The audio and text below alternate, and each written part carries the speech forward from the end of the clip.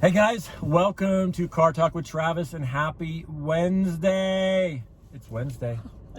It's Wednesday. I don't know what that means because we work like 7 days a week. So actually all week. I know, right? I have a special guest, Amber. Amber, thank you so much for joining me. Yeah, absolutely. I'm glad we could get together. Yes, absolutely. It's been a minute, and with the virus and all the talks, it's like, I get tested a lot in the industry. So, we feel safe being around each other. But how long have you been in sobriety?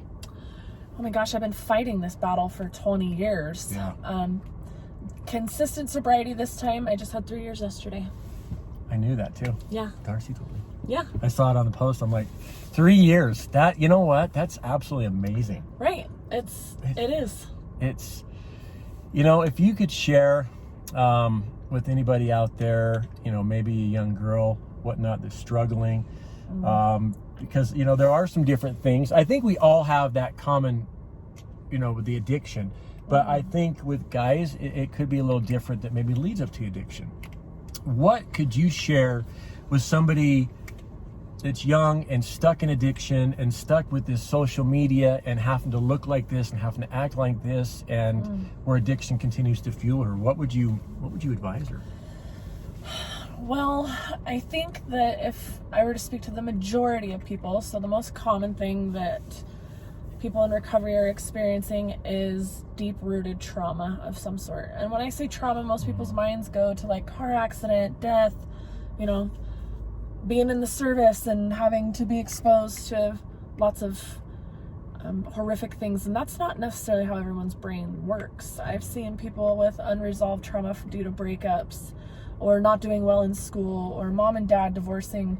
The brain really determines what it considers trauma and unresolved. So in my experience, in my fight, I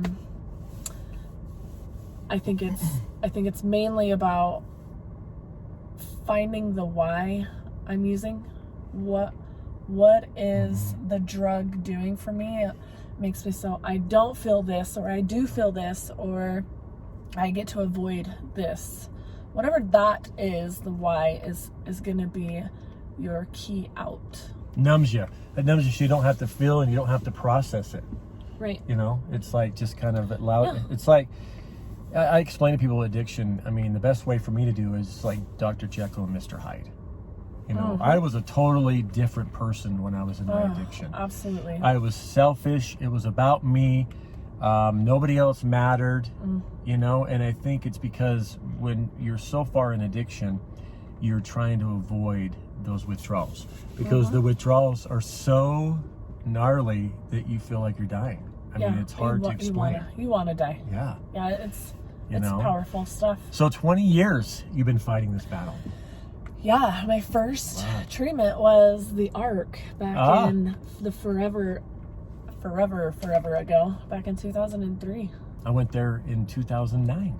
Yeah. A lot of us went there. Graduated. Yeah. 95 days. Yeah, it was an amazing program. It was a good spot. It helped many, many people. Yeah. So what are you drawn to as far as when you're stuck in addiction? Is it pills, heroin, alcohol? What was your thing? Mine was cocaine. But then I would get so weird high on cocaine that I would have to do like an opiate to normalize myself. And then that's pretty much what brought me to my knees, was the opiate addiction. Yeah. It then becomes a different ball game when you're dealing with those specific withdrawals. Yeah. So how were you in your addiction when you had kids? Yeah. So how has that affected their life? Because that's a big one I like to talk about, is the family and what that addiction does. And then also when we get sober, of how we have to get the family involved. Yeah. Can you talk about that a little bit? Yeah. I mean, just this morning I took my son to do some neurofeedback. It's been years and years of therapy for my younger one. My oldest was able to process what was going on better because he was a little bit older, but my youngest has been through a lot. That's really all he's known for his whole life was trauma, pain, inconsistency. But getting the family involved Getting the family involved is a tough thing to do because, I mean, our systems are pretty sick. They're used to behaving a certain way. You're used to behaving a certain way. Nobody wants to shake anything up. Nobody knows how to deal with the addict. The addict doesn't want to be even dealt with. So, yeah, that's years in the making. My family knows that, like, my time to connect with my tribe is totally separate from our relationships. There's a part of me that my normal family members will never understand. Yeah. They will never get it, and I'm done trying to explain it to them because it's impossible. Yeah. So yeah, it's deciding what works for us and what we need to keep separate. And my recovery is separate from my family members. I've tried to convince my family members to go get therapy and to do all these cool things that we're doing, right? Yeah. And they're not really hip to it. So. Well, and a lot of them, you know, they just don't understand it. So I'm the type of person, when I first got sober, I know I did a lot of damage to my son, my older son. He'll be 25 here soon.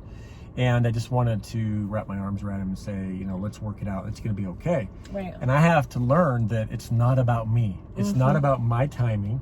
It's about when his timing was, you know, when he was ready to move on and forgive and understand. And that was at the 5-year mark for me. It wasn't something right away. With some people, you see right away that healing starts, but it can take time. Yeah. It can take time for everybody. And it is about that person, you know, and all you can do is continue to kind of reach out and say, I'm here when you're ready. But like you said, your recovery's yours. The family, you know, they don't have to understand. You know, that's okay. Yeah. That's fine.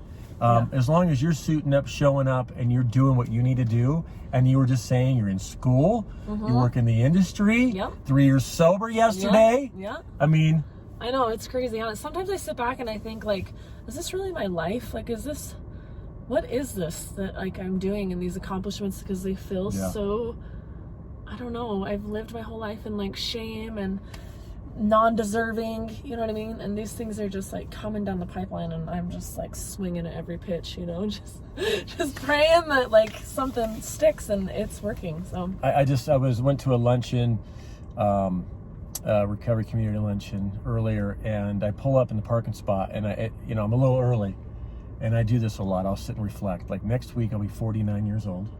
11 and a half years sober, and 6 years ago I didn't have a job.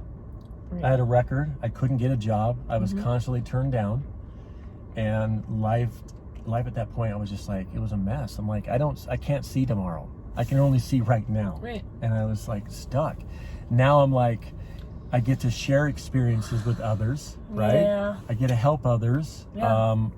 You know, and it's just, sharing our message is important.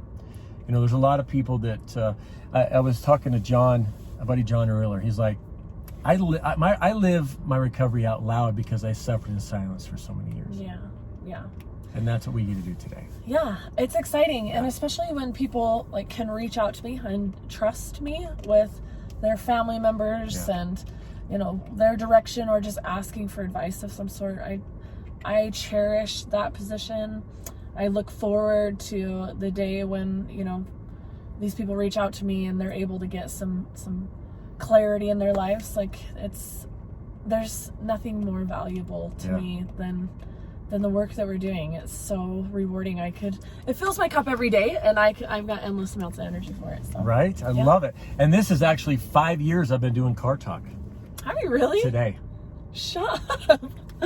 Well. Yep. I created the Facebook page, I believe, almost 2 years ago, but I've been doing Car Talk for 5 years, and I just used to do it on every Friday. The first Jerry was talking about my journey, but I run out. My journey's not, I mean, it only can go so long. And then I wanted to get other people involved. That's so cool. I wanted to get, you know, thank you for sharing today and talking about it. Yeah, I'm that's what this is about. What would you like to leave, what's your last inspiring thoughts to leave somebody today? You matter, and you can reach out. There's people that are willing to help you. We matter, you matter, you're worth it, you deserve it. Yeah. Much love, everybody. Amber, thank you for joining us. Have Absolutely. a great day, guys. Thank you. Bye.